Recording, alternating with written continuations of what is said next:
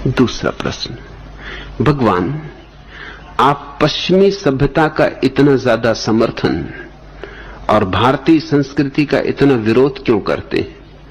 क्या हमारे महान नैतिक मूल्यों की गरिमा को भूल गए? पश्चिमी फिरंगियों ने तो सैकड़ों वर्षों तक हमें लूटा, हमारा रक्त चूसा और हमारी पवित्र मानसिकता में अपनी भोग लिप्सा से भरी दूसरी संस्कृति के कीटाणु छोड़ गए। और आज हमारे युवक अपनी स्वर्णिम संस्कृति को भूलकर उनका अंधानुकरण कर रहे हैं।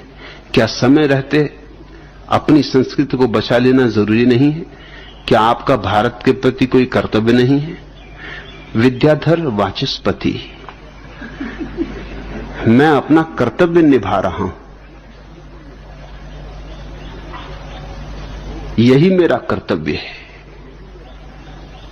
कर्तव्य का अर्थ होता है करने योग्य।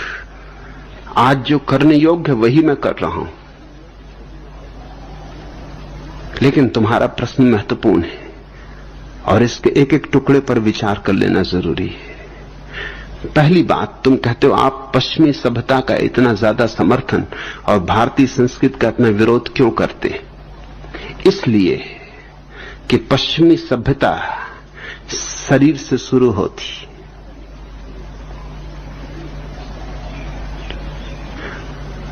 भौतिकवाद से शुरू होती। पश्चिमी सभ्यता में अध्यात्म नहीं है। पश्चिमी सभ्यता ऐसी है जैसे बुनियाद तो डाल दी गई हो मंदिर की और मंदिर ना उठाया गया हो। और पूर्वी सभ्यता ऐसी कि बुनियाद तो कभी डाली नहीं गई, मंदिर का सपना देखा जा रहा है। पश्चिमी सभ्यता यानी विज्ञान और पूर्वी सभ्यता यानी अध्यात्म। लेकिन बिना विज्ञान के अध्यात्म नपुंसक होगा, उसकी बुनियाद ही नहीं होगी। पहले तो बुनियाद ही भरनी होगी। अगर मंदिर बनाना है तो पहले बुनियाद के पत्थर जुटाने होंगे, और वे पत्थर विज्ञान ही जुटा सकता है। उन पत्थरों को जुटाने का अध्यात्म के पास कोई उपाय नहीं। हां, अध्यात्म तो मंदिर बना सकता है। अध्यात्म तो मंदिर का शिखर होगा, स्वर्ण शिखर। मगर स्वर्ण शिखर अकेला रहे तो मंदिर नहीं बनता। रखे बैठे रहो स्वर्ण शिखर को, किसी काम का नहीं, थोथा है। विज्ञान पहली चीज है, क्योंकि शरीर मनुष्य का आधार है और आत्मा मनुष्य का आत्यंतिक आविष्कार, वो अंतिम बात है। पहले विज्ञान फिर धर्म। भारत एक बुनियादी भूल में पड़ा रहा है। इसने विज्ञान का तिरस्कार किया, उसका फल भोग रहा है। विज्ञान के तिरस्कार के कारण तुम 2000 साल गुलाम रहे हो, किसी और कारण से नहीं। और अभी भी विज्ञान का तिरस्कार किया तो तुम भ्रांति में ही हो कि तुम स्वतंत्र हो। तुम्हारी स्वतंत्रता 2 मिनट में मिटाई जा सकती है। क्या करोगे तुम अणुबम के मुकाबले? क्या करोगे तुम हाइड्रोजन बम के मुकाबले? तुम्हारी स्वतंत्रता दूसरों की कृपा पर निर्भर है, ख्याल रखना। तुम्हारी स्वतंत्रता 2 क्षण में मिटाई जा सकती है। और हमें शर्म भी नहीं आती ये कहते हुए कि फिरंगियों ने हमें गुलाम किया। तो तुम गुलाम हुए क्यों? इतना बड़ा देश, 40 करोड़ का देश, कुल 3 करोड़ संख्या वाले देश का गुलाम हो गया। चुल्लू भर पानी में डूब मरो, इसके पहले कि इस तरह के प्रश्न पूछो। शर्म भी नहीं आती। 40 आदमियों को 3 आदमी गुलाम बना ले और फिर भी गाली दें कि इन दुष्टों ने हमें गुलाम बना लिया। तो तुम करते क्या रहे? तुम बाहर झोंकते रहे, तुमसे कुछ भी ना हो सका। इतना तो कर सकते थे, कम से कम आत्महत्या करके मर ही जाते। वो भी तुमसे ना हो सका। और तुम तो आत्मा की अमरता में विश्वास करने वाले लोग, तुम्हें कम से कम मर तो जाना ही था। कुछ और ना कर सकते थे तो मर तो सकते थे। तो लाशें पड़ी रह जाती, फिर जिनको लाशों पर मालकियत करनी होती वो कर लेते, वो खुद ही भाग गए होते।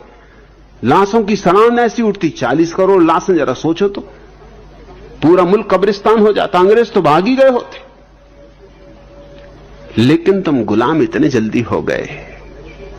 तुम अंग्रेजों के कारण गुलाम नहीं हुए, तुम्हारे तथाकथित ऋषि मुनियों के कारण तुम गुलाम हुए हो। और जब तक तुम ये सत्य नहीं समझोगे तुम फिर गुलाम होगे। तुम्हारे भाग्य में गुलामी है। फिर ये तुम्हारे तथाकथित ऋषि मुनियों की कृपा है कि उन्होंने तुम्हें उल्टी बातें सिखाई। उन्होंने जीवन की बुनियाद तो तुम्हें दी नहीं और जीवन के शिखर की बकवास शुरू कर दी। काखागा सिखाया नहीं। और तुम्हारे हाथ में कालिदास के शास्त्र पकड़ा दिए कि इनको पढ़ो, अध्ययन करो बेटा। काखागा आता नहीं। और तुम्हारे हाथ में सूत्र दे दिए बड़े बड़े। छोटे बच्चे के हाथ में जैसे कोई तलवार थमा दे, तो या तो वो खुद को नुकसान पहुंचाएगा, किसी और को नुकसान पहुंचाएगा। तुम दुनिया की सबसे पुरानी सभ्यता हो। तुम्हारे पास तो विज्ञान परम शिखर पर होना चाहिए था, लेकिन तुम्हारे तथाकथित धर्मगुरु तुम्हें भगोड़ा बनाते रहे, पलायनवादी बनाते रहे। कहते रहे संसार तो माया है और जो होना है वो तो परमात्मा की कृपा है, उसके बिना तो पत्ता भी नहीं हिलता। तो फिरंगियों ने तुम पर कब्जा कैसे कर लिया? फिरंगी तो तुम्हारे परमात्मा से भी ताकतवर मालूम होते। तुम कहते हो कि पश्चिमी फिरंगियों ने तो सैकड़ों वर्षों तक हमें लूटा। तुम लूटे क्यों? तुमसे कुछ करते ना बना। तुम इतने नपुंसक क्यों? तुम इतने नपुंसक? तुम्हारे पास वैज्ञानिक साधन न थे। तुम मूढ़ताओं से भरे हुए लोग हो और तुम अपनी मूढ़ता को अभी भी बचाना चाहते हो और मुझसे भी चाहते हो कि मैं भी अपना कर्तव्य पूरा करूं तुम्हारी मूढ़ता बचाने के लिए। जिस मूढ़ता के कारण तुम परेशान रहे हो उसको मैं मिटा के अपना कर्तव्य पूरा कर रहा हूं। और किस तरह कर्तव्य पूरा किया जा सकता है? जरूर मेरी बात जहर की तरह लगेगी, लेकिन मेरी मजबूरी है। किसी को कैंसर हो तो ऑपरेशन तो करना ही होगा। और तुम जिसको संस्कृति कह रहे हो वो तुम्हारा कैंसर है, उसकी आधार ही नहीं है कोई। धर्म की बकवास है तुम्हारे पास और तुम्हारी बकवास कुछ काम ना आई। तुम हमेशा गलत चीजों की वजह से हारे, इसमें किसी का दोष नहीं है। जब सिकंदर ने भारत में हमला किया और पौरुष हारा, तो हारने का कारण क्या था? हारने का कारण यह था कि पौरुष हाथियों को लेकर लड़ने गया और सिकंदर घोड़ों को लेकर लड़ने आया था। उस जमाने में घोड़े विकसित साधन थे हाथियों के मुकाबले। हाथी कोई बारात वगैरह निकालनी हो तो ठीक, कि किसी संत महंत का अखाड़ा निकालना हो तो ठीक। युद्ध के लिए हाथी ठीक नहीं है। जगह भी ज्यादा घेरते हैं, दौड़ भी नहीं सकते घोड़े के मुकाबले, उनकी क्षमता भी नहीं होती। उनके चलने फिरने के लिए भी जगह काफी चाहिए। घोड़े छोटी सी जगह में से निकल जाएं। घोड़े में गति भी होती है, तीव्रता भी होती, त्वरा भी होती। हाथी को तो मोड़ने हो तो आधा घंटा लग जाए। पौरुष हारा हाथियों की वजह से। पौरुष हारा अविकसित साधनों की वजह से। 2000 साल में किन किन ने तुम्हें गुलाम बनाया, जरा सोचो तो। जो आया उसी ने तुम्हें गुलाम बनाया। हूण आए, बर्बर आए, तुर्क आए, मुगल आए, जो भी आया, अंग्रेज आए, पुर्तगाली आए, फ्रेंच आए, जो भी आया, तुम जैसे गुलाम बनने को तैयार ही बैठे थे। तुम एक से भी नहीं जूझ सके और फिर भी तुम अकड़ से कह पाते हो कि इन्होंने हमें गुलाम बनाया। तुम गुलाम बने, तुम गुलाम बनने के लिए बैठे थे। तुम तो झोली पसारे बैठे थे कि आओ हमें गुलाम बनाओ।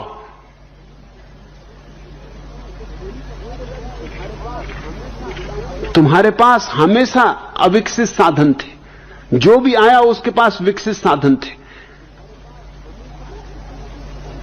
और आज भी तुम्हारी स्वतंत्रता की क्या कीमत है, क्या मूल्य? कमजोर की स्वतंत्रता का क्या मूल्य हो सकता है? चीन ने तुम्हारी जमीन पर कब्जा कर लिया, तुमने क्या कर लिया? अब तो तुम स्वतंत्र हो, कुछ तो करके दिखा देते। लेकिन पंडित जवाहरलाल नेहरू ने कहा उस जमीन का क्या करेंगे, उस पर घास भी पैदा नहीं होता। देखते हो कैसे कैसे हम अपने को समझा लेते, क्या करना उस जमीन का, उसमें घास भी पैदा नहीं होता। तो फिर लड़े ही काहे को? ऐसे भी तुम्हारे देश में क्या पैदा होता है?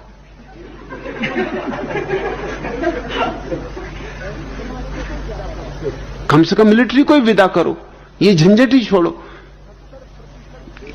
70% देश का धन सेना पे खर्च होता है, काहे के लिए खर्च कर रहे हो? इसको ही बचा लो कम से कम। कुछ गरीबों के पेट भरेंगे, दरिद्र नारायण की कुछ सेवा होगी, कुछ मंदिर बना लो, कुछ धर्मशालाएं बना लो, काहे को? और ऐसे भी क्या पैदा होता है? जो भी आएगा सो खुद ही परेशान होकर लौट जाएगा। क्या क्या सांत्वनाएं खोजते हो? 2000 साल में निरपवाद रूप से जो भी आया, और कैसे कैसे छोटे छोटे लोग आए, हूणों की कोई संख्या नहीं थी, मगर जो आया तुम उसके ही पैर चूमने को राजी हो गए। और मैं तुमसे ये कह देना चाहता हूं, तुम अपने कारण आजाद नहीं हुए हो। इस भ्रांति को छोड़ दो। तुम्हारे राजनेता लाख तुम्हें समझाएं, तुम अपने कारण आजाद नहीं हुए हो, क्योंकि तुमने क्रांति तो 1942 में की थी, आजाद 47 में हुए। ये तो खूब मजा हुआ। दुनिया में कभी कोई ऐसी क्रांति देखी?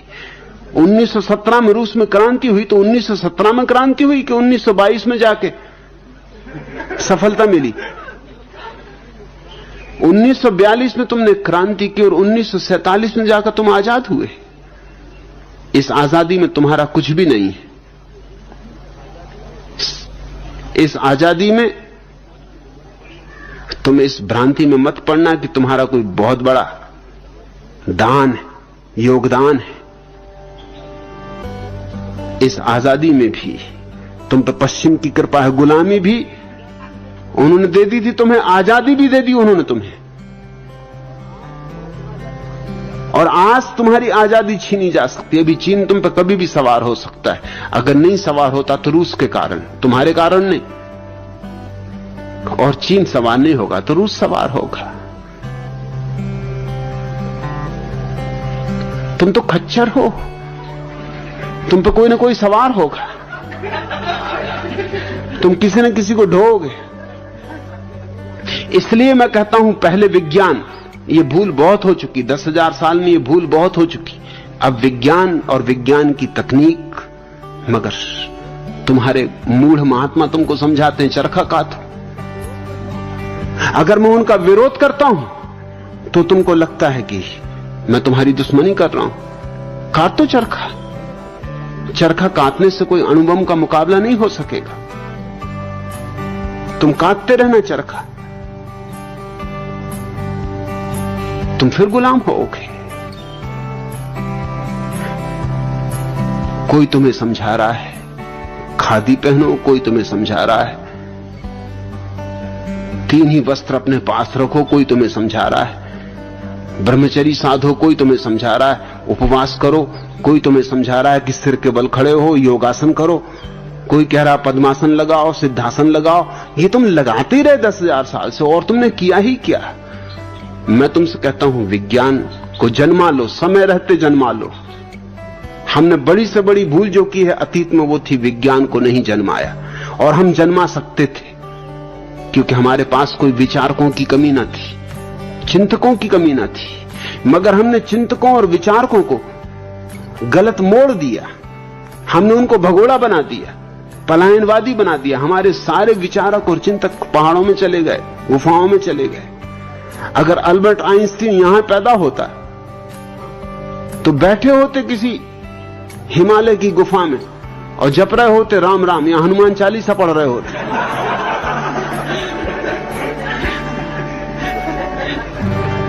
वो तो सौभाग्यशाली है कि यहां पैदा नहीं हुआ, नहीं तो तुमने बर्बाद कर दिया होता।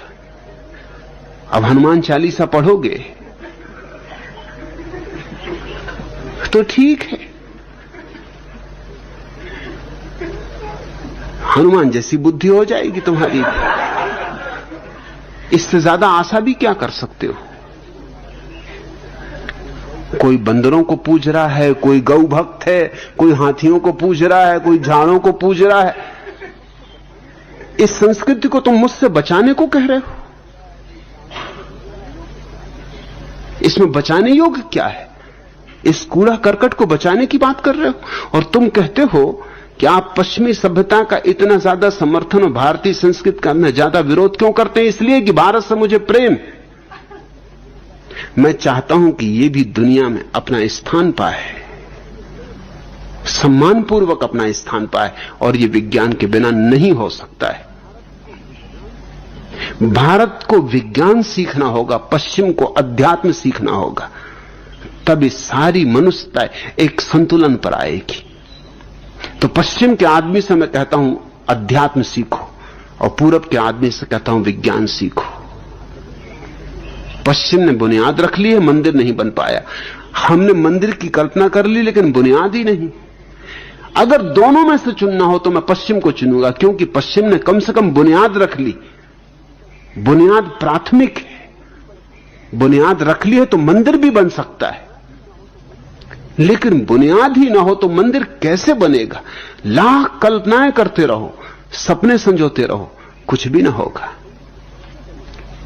इस देश में बन नहीं सका मंदिर, कल्पना ही रही हमारे। क्या बन पाया है? कोई एक बुद्ध पैदा हो जाए, एक महावीर पैदा हो जाए करोड़ों करोड़ों लोगों में, इसको तुम कुछ बनाओ कहते हो? इसको तुम धार्मिक संस्कृति कहते हो? आदमी मर रहा है, सड़ रहा है, दुर्बल है, बीमार है, रुग्ण है। दुनिया में सबसे कम हमारी औसत आयु है, सबसे कम हमारी औसत बुद्धि है, सबसे ज्यादा काहिल और सुस्त हम हैं, कामचोर है। इस संस्कृति को तुम बचाने की बात कर रहे हो, और तुम कहते हो कि हमारे महान नैतिक मूल्यों की गर्मिया का क्या आप भूल गए? कौन से महान नैतिक मूल्य? किन नैतिक मूल्यों की बात कर रहे हो? महात्मा गांधी राम राज्य की बहुत प्रशंसा करते थे, लेकिन किसी ने भी उनसे नहीं पूछा कि राम राज्य में गुलाम बिकते थे, बाजारों में आदमी बिकता था। क्या खाक मूल्यों की तुम बात कर रहे हो? स्त्रियां बिकती थी बाजारों में, और मजा ये कि स्त्रियां राजे महाराजे ही खरीदते थे सोने, ऋषि मुनि भी खरीदते थे नीलाम में। एक तो स्त्रियों की नीलामी, पुरुषों की नीलामी, और नीलामी में खरीदारों में ऋषि मुनि भी मौजूद होते थे। उपनिषदों में कथा है गाड़ी वाले रैक्व की। वो एक ऋषि थे जो गाड़ी में चलते थे, बैलगाड़ी में चलते थे, तो उनका नाम ही गाड़ी वाले रैक्व हो गया। विनोबा कई जगह उनका उल्लेख किए, लेकिन अधूरा और बेईमानी भरा। उल्लेख किया है उन्होंने कि उस समय का सम्राट अपने अंतिम जीवन के क्षणों में रैक्व ऋषि के पास, उसके चरणों में बहुत धन लेके आया, रथों में धन भर के लाया, असरफियां, हीरे जवाहरात ढेर लगा दिए उसने रैक्व के चरणों में। चरण छू के उसने कहा कि प्रभु मुझे ब्रह्म ज्ञान दे। रैक्व ने कहा, अरे शूद्र, तू सोचता है कि धन से तू मुझे खरीद लेगा? ले जा अपना धन। विनोबा इसकी बड़ी प्रशंसा करते हैं कि ये बड़ी अद्भुत बात, इतने धन को हमारे महर्षि ने कह दिया, ले जा ये धन, ये मिट्टी से तू सोचता है मुझे खरीद लेगा? इस मिट्टी से ब्रह्म ज्ञान पाना चाहता है? अरे शूद्र। विनोबा का अर्थ यह है कि शूद्र उन्होंने इसलिए कहा कि धन पे तेरी इतनी आस्था है तो तू शूद्र ही है, अभी तुझे कुछ समझ में नहीं आया, ले जा अपना ये सब धन। ऐसे ब्रह्म ज्ञान नहीं मिलता। लेकिन ये कहानी अधूरी है। कहानी जब तक पूरी ना कही जाए बेईमानी। कहानी पूरी यह है कि ऋषि रैक्व और ये सम्राट दोनों ही जब जवान थे तो एक नीलामी में, जहां स्त्रियां, सुंदर स्त्रियां नीलाम हो रही थी, खरीदने गए थे। स्वभावता रैक्व ने एक सुंदर स्त्री पर दाम लगाए, बहुत दाम लगाए, मगर सम्राट भी उसी को खरीदना चाहता था। अब सम्राट के मुकाबले ऋषि न टिक पाए, क्योंकि धन इतना नहीं था। ऐसे काफी था लेकिन इतना नहीं था। तो मजबूरी में वो स्त्री को छोड़ना पड़ा। सम्राट उस स्त्री को खरीद के ले गया। तब से रैक्व मन में दुश्मनी थी सम्राट के प्रति। फिर वृद्धावस्था में वो सम्राट, वृद्धावस्था में जब मौत करीब आती है तो ब्रह्म की स्मृति किसी को भी आने लगती। मौत सभी को डरा देती। वो सम्राट भी घबराया। उसने पूछा कि मैं किससे ज्ञान लेने जाऊं? रैक्व का बड़ा नाम था, तो रैक्व के पास ज्ञान लेने गया। तो रैक्व ने कहा, अरे शूद्र, हटा, ले जा अपने इस धन को। तू चाहता है इस तरह ब्रह्म ज्ञान मिल जाएगा?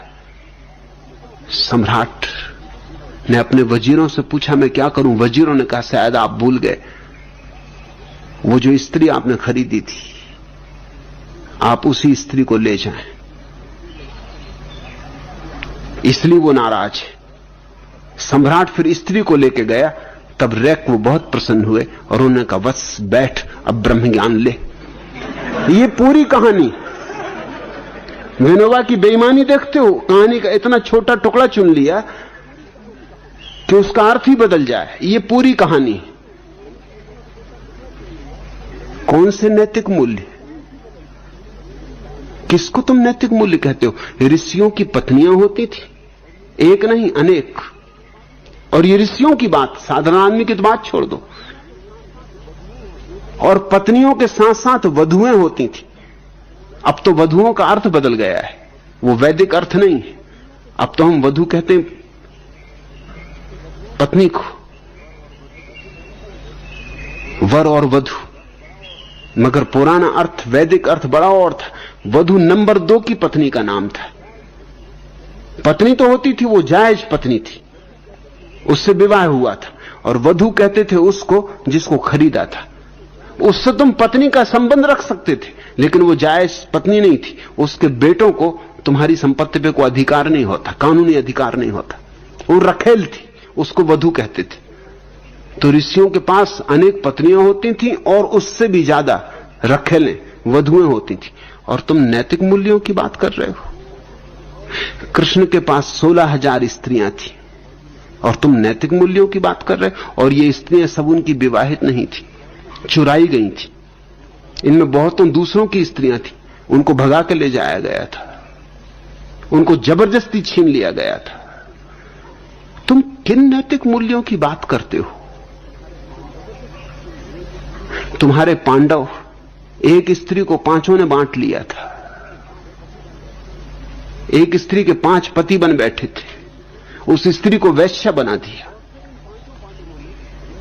और फिर इन 5 पांडवों में, जिनमें प्रमुख युधिष्ठिर थे, जिनको तुम धर्मराज कहते हो, धर्मराज कहते हो तो निश्चित ही बड़े नैतिक व्यक्ति को धर्मराज कहते हो, तभी तो।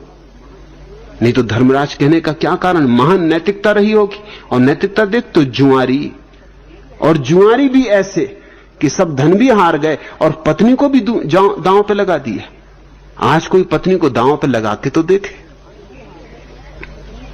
जेल खाने में सड़ेगा। और फिर भी धर्मराज धर्मराज ही रहे। और वहां महान गुरु द्रोण उपस्थित थे और महान आध्यात्मिक पुरुष, बड़े ज्ञानी भीष्म उपस्थित थे, वो भी चुपचाप बैठे रहे। और इसकी बहुत चर्चा की जाती। अभी मुझे एक पत्र लिखा गया, किसी ने पत्र लिखा है कि माया त्यागी को नग्न करके रास्तों पर घुमाया गया। आप भगवान हैं तो आपने उसकी रक्षा क्यों नहीं की? कृष्ण ने तो जब द्रौपदी को नंगा किया गया था तो उसकी रक्षा की थी। बात तो बिल्कुल ठीक है, लेकिन फिर मुझे कृष्ण के दूसरे अधिकार भी चाहिए। एक माया त्यागी को बचाऊंगा, लेकिन अनेक स्त्रियों के कपड़े छीन के कृष्ण झाड़ पर चढ़ बैठे थे, वो भी हक मुझे चाहिए।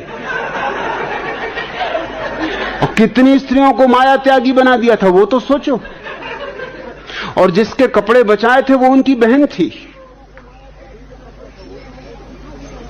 और जिनके कपड़े छीने थे वो दूसरों की बहनें थी। और 16,000 स्त्रियों को चुरा के ले आए थे, वो भी हक मुझे चाहिए। तो मैं भी शर्त पूरी करने को राजी हूं। लेकिन तुम किन नैतिक मूल्यों की बातें कर रहे हो? कौन सी नैतिकता थी तुम्हारे देश में? नाहक शोरगुल मचाए हुए हो, और तुम बुद्धू बना लेते हो पश्चिम के लोगों को, क्योंकि उनको तुम्हारे इतिहास का कोई पता नहीं। इसलिए तुम्हारे महात्मागण जाके पश्चिम में प्रचार करते फिरते हैं कि भारत की महान नैतिकता। इससे ज्यादा अनैतिक कोई देश दुनिया में कभी नहीं रहा है। तुमने बौद्ध भिक्षुओं के साथ क्या किया, क्या दुर्व्यवहार किया, कैसे बौद्ध धर्म एकदम भारत से विलुप्त हो गया। कढ़ाओं में जलाया है तुमने, भारत से बौद्धों को बिल्कुल उखाड़ फेंका। किस नैतिकता की तुम बातें कर रहे हो? कौन से नैतिक मूल्य हैं तुम्हारे जिनका मैं सम्मान करूं? शूद्रों के साथ तुमने क्या किया है 10,000 वर्षों में? और तुमने ही नहीं, तुम्हारे राम ने क्या किया?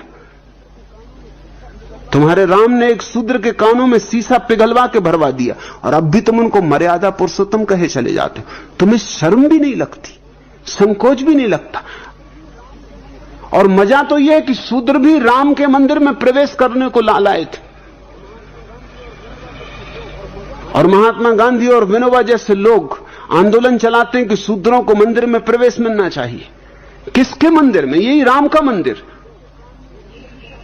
जिसने कि शूद्र के कान में इसलिए शीशा पिघलवा दिया कि इसने चोरी से वेद वचन सुन लिए थे। कौन सा गुनाह किया था? वेद पर किसी की बपौती?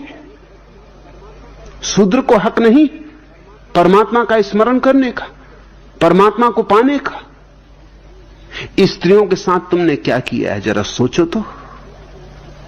स्त्रियों को बिल्कुल मिटा ही डाला, उनका सारा व्यक्तित्व नष्ट कर दिया, उनकी आत्मा नष्ट कर दी। जैन धर्म में हिसाब है कि स्त्री पर्याय से मोक्ष नहीं हो सकता। स्त्रियों को, जैन शास्त्रों को जला देना चाहिए, मगर वही स्त्रियां मूढ़ों की तरह जैन मुनियों के चरणों में बैठी सेवा कर रही। गौतम बुद्ध ने वर्षों तक स्त्रियों को दीक्षा नहीं दी। जब भी दीक्षा के लिए कहा गया उन्होंने इंकार कर दिया। सिर्फ पुरुषों को दीक्षा, स्त्रियों को दीक्षा नहीं। क्यों? क्या स्त्रियों से ऐसा डर है? क्या ऐसी घबराहट है? और अगर इतनी घबराहट है तो क्या खाक तुम्हारे भिक्षु सन्यास को उपलब्ध हुए? क्या उनको ध्यान उपलब्ध हुआ है जो स्त्रियों से ऐसे डरे हुए? और मजबूरी में, चूंकि बुद्ध की सौतेली मां ने जब मांगा, उसको इंकार न कर सके।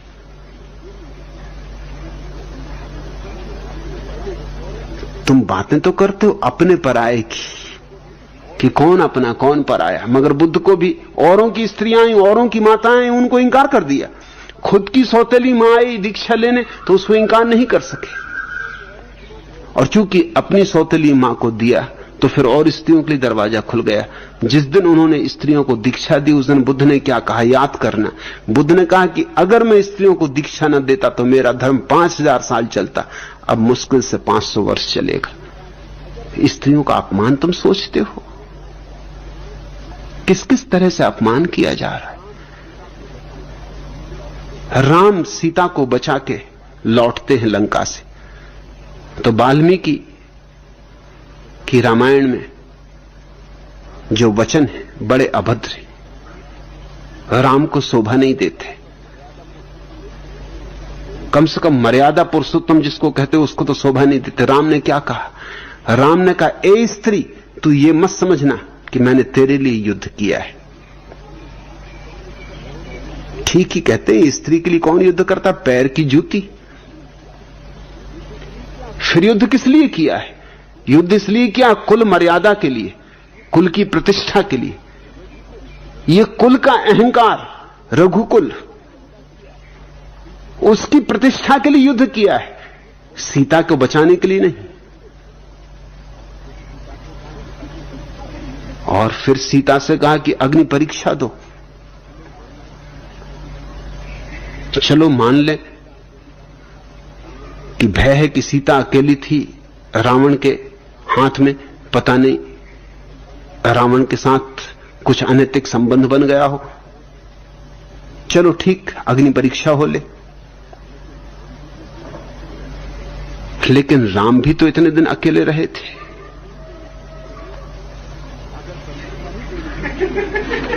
अगर परीक्षा ही देनी थी तो दोनों को साथ साथ देनी थी, ताकि सीता को भी भरोसा आ जाए कि इतनी देर पतिदेव अलग रहे, क्या किया क्या नहीं किया क्या पता। लेकिन स्त्री को तो यह पूछने का हक ही नहीं, सवाल ही नहीं उठता। पुरुष पुरुष है, पुरुष बच्चा, उसकी बात ही और। स्त्री की परीक्षा ले ली और खुद का क्या भरोसा है। लेकिन हमें स्त्रियों को इस तरह दबाया, उनकी जबान काट दी कि सीता को यह भी न सूझा कि कहती कि आओ तुम भी साथ, जैसे भांवर साथ साथ डाली थी ऐसे हम दोनों ही अलग रहे इतने दिन। तुम भी न मालूम अंदरों बंदरों के साथ किन किन के साथ रहे, क्या किया क्या नहीं किया क्या पता। तो दोनों ही साथ गुजर जाएं, परीक्षा ही है तो पूरी हो जाए। तो सीता की परीक्षा हुई, राम की परीक्षा नहीं हुई। ये पुरुष के अहंकार से पीड़ित देश है। इसमें स्त्री के साथ जैसा अनाचार हुआ है उसको देख के इसे नैतिक नहीं कहा जा सकता। और फिर एक दुब्बड़ ने कह दिया अपनी पत्नी को कि तू रात भर कहां रही, मैं कोई राम नहीं हूं कि तुझे घर में रख लूं, निकल जा। बस इतनी सी बात से राम ने अग्नि परीक्षा लेने के बाद भी सीता को जंगल में फेंकवा दिया। और तुम नैतिक मूल्यों की बात करते हो। अगर जाना था तो फिर दोनों ही चले जाते जंगल। लेकिन राज्य को नहीं छोड़ा, धन को नहीं छोड़ा, पद को नहीं छोड़ा, प्रतिष्ठा को नहीं छोड़ा, स्त्री को छोड़ दिया। यह अहंकार का बचाव है और कुछ भी नहीं। यह अहंकार पर जरा भी आंच ना आए, कोई यह ना कह सके कि राम ने स्त्री को घर में रख लिया। और अग्नि परीक्षा का क्या हुआ? अग्नि परीक्षा सीता ने दी थी, इन सज्जन ने दी भी नहीं थी, और उसी को घर से फेंकवा दिया। और अहंकार को बचाने के लिए कि कोई ऐतराज न कर सके, कोई संदेह खड़ा न कर सके, कोई शंका न उठा सके। गर्भिणी स्त्री को जरा भी ख्याल नहीं, और नैतिक मूल्यों की बातें करते हो तो।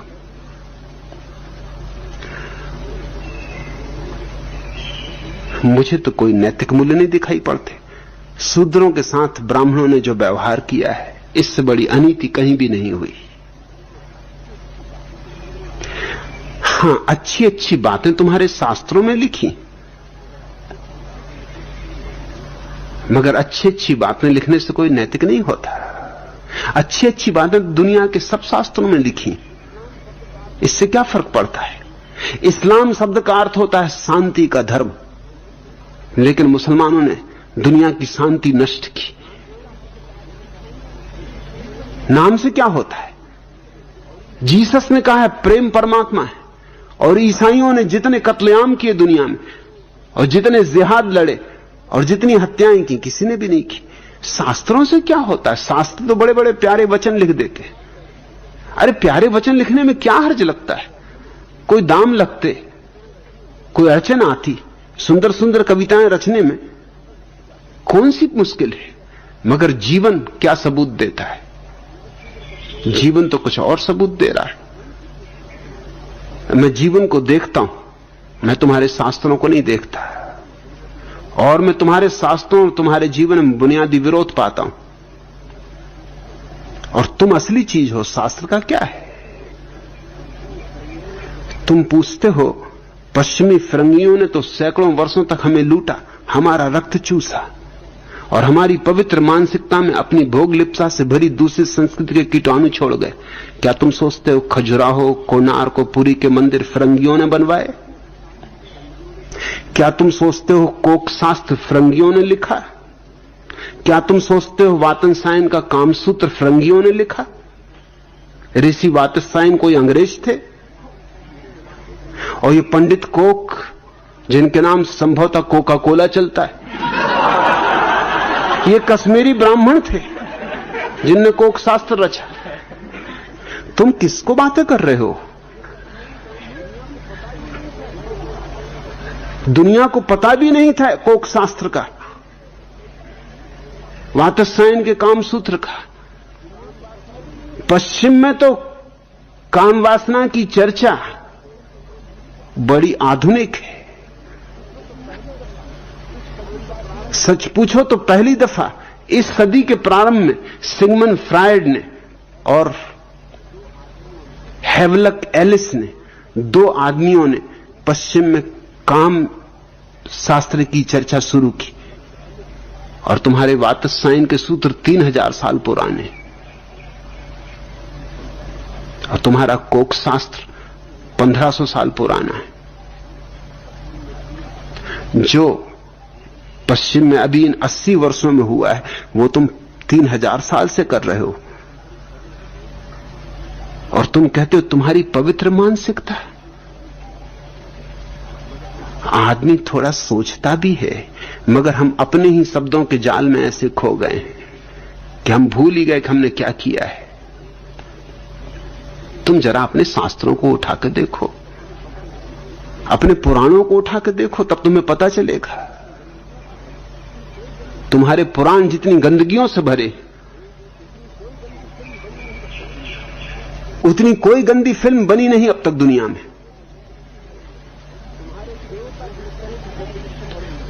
तुम्हारे देवता जिस तरह की गंदगी से भरे हुए, जिस तरह की भोग लिप्सा से भरे हुए, उस तरह की भोग लिप्सा गुंडों में भी नहीं पाई जाती। तुम अपने पुराण उठा लो, देवता उतर आते हैं, छिप के ऋषि मुनि बेचारे गए हैं स्नान करने ब्रह्म मुहूर्त में। शायद इनको इसलिए समझाया कि ब्रह्म मुहूर्त में स्नान करने जाओ। ये तो ब्रह्म मुहूर्त में स्नान करने चले गए हैं, देवता आ जाते हैं छिप के, पति बन के, और पत्नियां सो रही बिस्तर में, उन्हें धोखा दे जाते, उनके साथ भोग कर जाते हैं। इसके पहले कि मुनियां आए वो नदारत भी हो जाते। ये तुम्हारे देवता हैं, तो आदमी की क्या हालत रही होगी? जरा ये तो सोचो, जब देवताओं की ये हालत है तो आदमियों की क्या हालत रही होगी?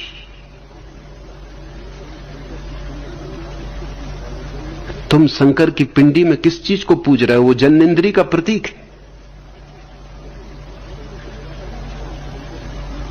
और फिर भी तुम्हें शर्म नहीं आती। और प्रश्न पूछते हुए विद्याधर वाचस्पति, तुम तो शास्त्रों के ज्ञाता होगे, वाचस्पति हो, विद्याधर हो, तुम्हें तो सब ये पता होगा। फिर भी तुमने ये प्रश्न पूछ लिया कि हमारी पवित्र मानसिकता में अपनी भोग लिप्सा से भरी दूसरी संस्कृति के कीटाणु छोड़ गए।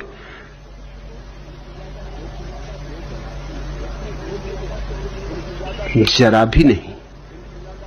तुमसे ज्यादा भोगी, तुमसे ज्यादा काम लोलुप कोई जाति कभी नहीं रही। तुम्हारे पवित्रता को कोई नष्ट नहीं कर सकता, हो तो नष्ट करे। तुम में क्या कीटाणु छोड़ेगा? तुम्हारे भीतर तो कीड़े मकोड़े बैठे हुए हैं, कीटाणु वगैरह तो वही चाट जाएंगे, साफ कर जाएंगे। और तुम कहते हो आज हमारे युवक अपनी स्वर्णिम संस्कृति को भूलकर। कहां की स्वर्णिम संस्कृति?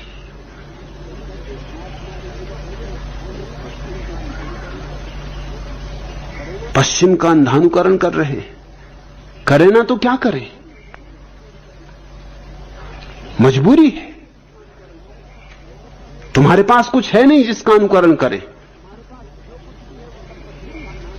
और तुम्हारे पास जो कुछ भी है वो सब पश्चिम का अंधानुकरण है।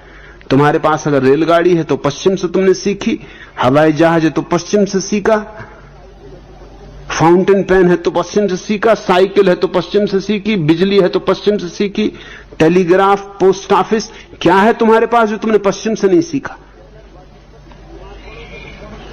विद्याधर वाचस्पति, बीमार पड़ोगे तो फौरन अस्पताल में भर्ती होगे जो पश्चिम, फौरन डॉक्टर को नब्ज दिखाओगे।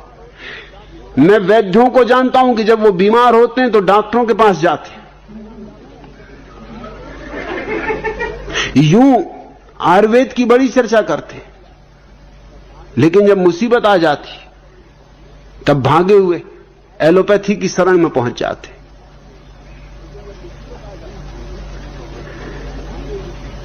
तुम जो भी सीखे हो पश्चिम से सीखे हो। सच तो यह है तुमने लोकतंत्र की धारणा पश्चिम से सीखी, तुमने स्वतंत्रता की धारणा पश्चिम से सीखी। तुम्हारे सारे नेता पश्चिम में शिक्षित हुए थे, इसलिए स्वतंत्रता और लोकतंत्र की बात उठी, नहीं तो तुम्हारे मन में तो उठ नहीं सकती थी कभी। तुम कभी स्वतंत्र रहे नहीं, जमाने हो गए, तुम कभी स्वतंत्र नहीं रहे। या तो तुम दूसरों के गुलाम रहे या अपने ही राजा महाराजाओं के गुलाम रहे। और तुम्हारे राजा महाराजाओं ने तुम्हें जिस तरह चूसा उस तरह किसी ने नहीं चूसा। तुम्हारे देश में तुमने सदियों से सिवाय गुलामी के कुछ नहीं देखा, इसलिए तुम्हें अड़चन न हुई। तुम्हारे राजा महाराजा चूसते थे, बुरी तरह से चूसते थे। तुमने सोचा क्या फर्क पड़ता है कि राजा महाराजा हिंदू हैं कि मुसलमान हैं कि ईसाई हैं, कोई नृप होए हमें कहानी, हमें फर्क ही क्या पड़ता, हमको चूसना है। अब मच्छर भारतीय हैं कि अभारतीय, क्या फर्क पड़ता है, खून तो पिएंगे।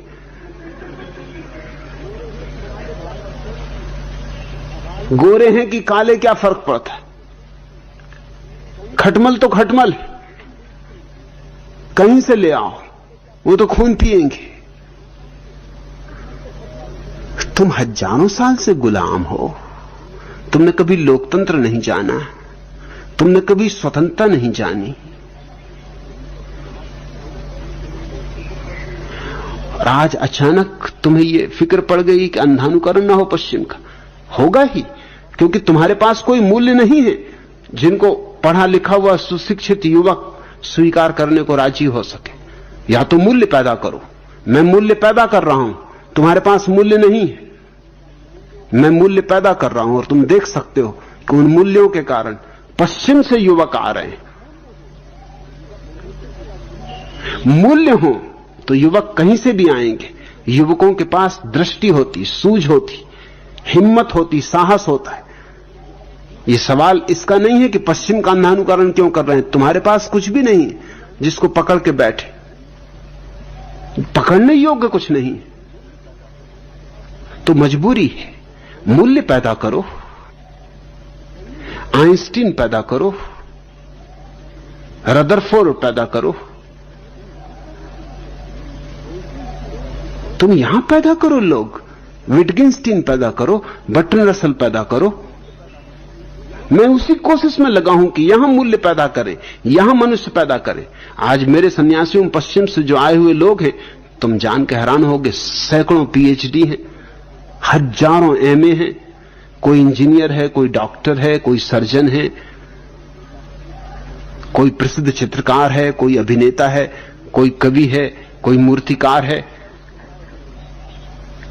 भारत को हमेशा एक शिकायत रही कि हमारी प्रतिभाएं पश्चिम चूस लेता है। मैं शिकायत मिटाए दे रहा हूं, हम पश्चिम की सारी प्रतिभाओं को यहां ला सकते, मगर तुम्हारे इस देश के गधों के कारण मुसीबत है।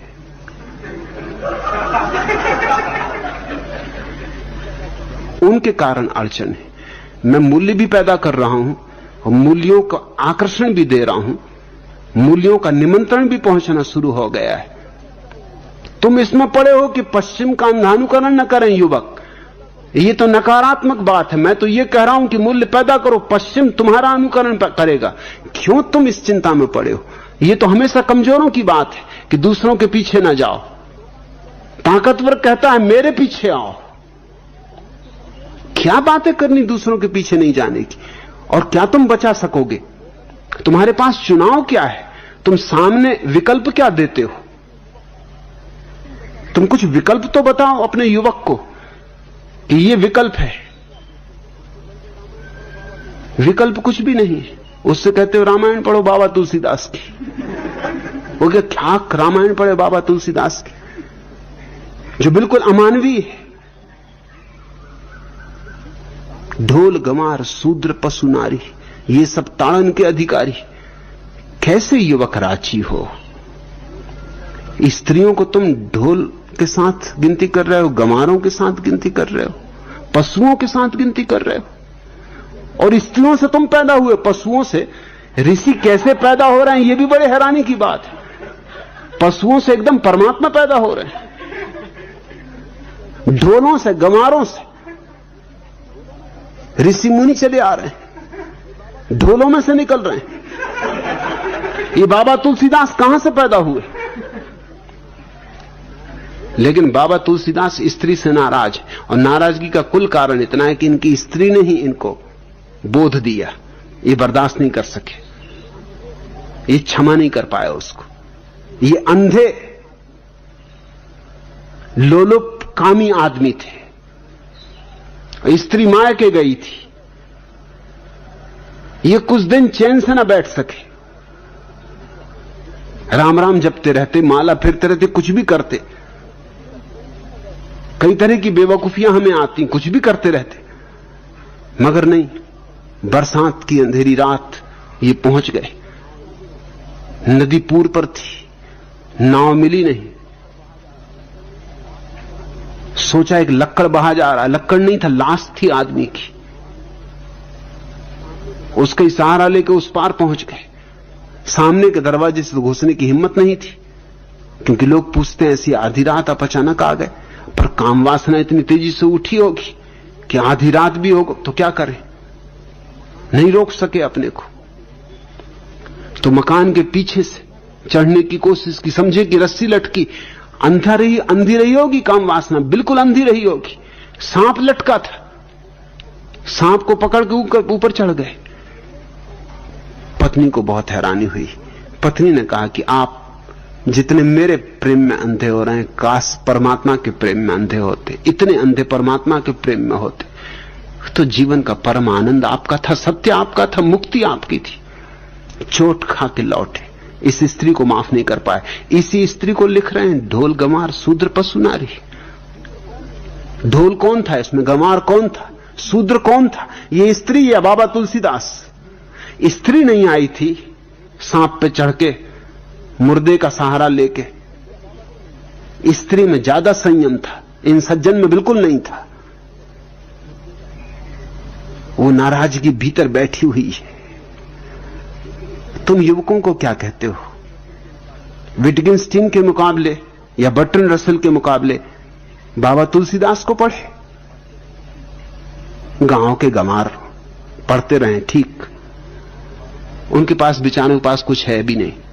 या तो बाबा तुलसीदास को पढ़ें, उनकी चौपाइयों में खोए रहें, और या फिर आला उधल।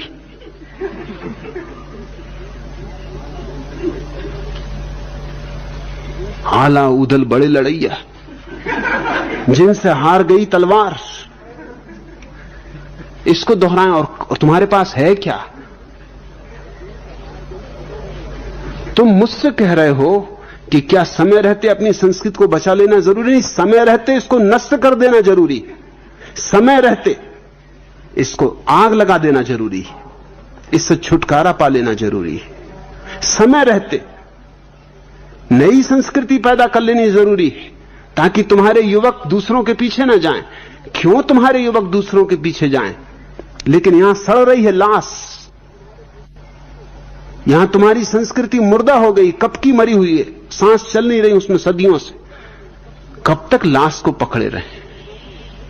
दुर्गंध उठ रही, इसको जलाओ, खाक करो, नई संस्कृति को जन्म दो, उसी काम में मैं लगा हूं। नई संस्कृति हो तो पश्चिम भी उसका अनुकरण करने को राजी हो सकता। तुम यहां प्रत्यक्ष प्रमाण देख सकते हो।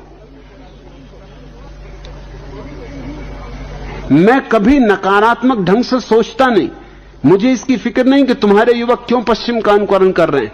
मुझे इसकी फिक्र है कि क्यों ना ऐसी संस्कृति पैदा हो कि तुम्हारे युवक भी उसका अनुकरण करें, पश्चिम भी उसका अनुकरण करे। लेकिन वो संस्कृति भिन्न होगी, पश्चिम से भी भिन्न होगी, पूरब से भी भिन्न होगी। उसमें पूरब का दकियानूसीपन नहीं होगा, उसमें पूरब का सड़ा गलापन, बुढ़ापा नहीं होगा, उसमें पश्चिम की छिछली भौतिकता नहीं होगी, उथलापन नहीं होगा। उसमें पश्चिम का विज्ञान होगा, पूरब का अध्यात्म होगा। किसी तरह अल्बर्ट आइंस्टीन और गौतम बुद्ध को एक साथ खड़ा कर देना, एक ही सिक्के के दो पहलू बना देना। विज्ञान और धर्म जहां मिल जाएं, भविष्य उसी सिक्के का उसी सिक्के का राज्य भविष्य पर चलने वाला है, उसी सिक्के का चलन होने वाला है। निश्चित मैं दोनों को नाराज करूंगा। भारतीय नाराज होंगे क्योंकि मैं पश्चिम से विज्ञान लूंगा, और पश्चिमी पंडित पुरोहित वो भी मुझसे नाराज है। चर्चों में जर्मनी के, हॉलैंड के, अमेरिका के मेरे खिलाफ प्रवचन दिए जा रहे हैं, वक्तव्य दिए जा रहे हैं, घंटों विवाद हो रहा है, सारी दुनिया में तहलका मचा हुआ है, चर्चा चली हुई कि मैं जो कह रहा हूं वो कहां तक सच है। और उनको घबराहट पैदा हो गई क्योंकि मैं उनके युवकों को आकर्षित कर रहा हूं। अभी यहां इटली सरकार की तरफ से टेलीविजन फिल्म बनाने के लिए लोग आए हुए। वो सिर्फ इसलिए आए हुए हैं कि क्या कारण है, इटली से इतने युवक और युवतियां क्यों पूना जा रहे हैं। वो सिर्फ इस बात का पूरा अध्ययन करने के लिए और इसका अध्ययन करके फिल्म बनाने के लिए आए हुए। और तुम पड़े हो इस फिक्र में कि हमारे युवक अंधानुकरण न करें। मुझे नकारात्मक बातों में रस नहीं। मेरा रस इस बात में कि हम यहां एक ऐसा उत्तुंग शिखर पैदा करें। स्वर्ण युग लाया जा सकता है, लेकिन वो होगा समन्वय का। वो न होगा भारत का, न होगा किसी और देश का। वो भौगोलिक नहीं होगा, वो सारी पृथ्वी का होगा, वो पूरे मनुष्य का होगा। सारी मनुष्यता उसमें अपना दान देगी। उसमें लाओत्सु, च्वांगत्सु, लीह-त्सु, कन्फ्यूशियस का दान होगा। उसमें महावीर, बुद्ध, रमन, कृष्णमूर्ति का दान होगा। उसमें जीसस, फ्रांसिस, एकहार्ट, बोहमे का दान होगा। उसमें सूफी फकीरों का दान होगा, ज़ेन फकीरों का दान होगा, हसीद फकीरों का दान होगा। उसमें योग का दान होगा, तंत्र का दान होगा। जगत में जो भी श्रेष्ठतम हुआ है, उन सारे फूलों से निचोड़ के एक युद्ध इत्र मैं यहां तैयार कर रहा हूं। मुझे भारत और गैर भारत में कुछ लेना देना नहीं है, लेकिन मैं भविष्य में उत्सुक हूं। अतीत में मेरा कोई रस नहीं। आज इतना है।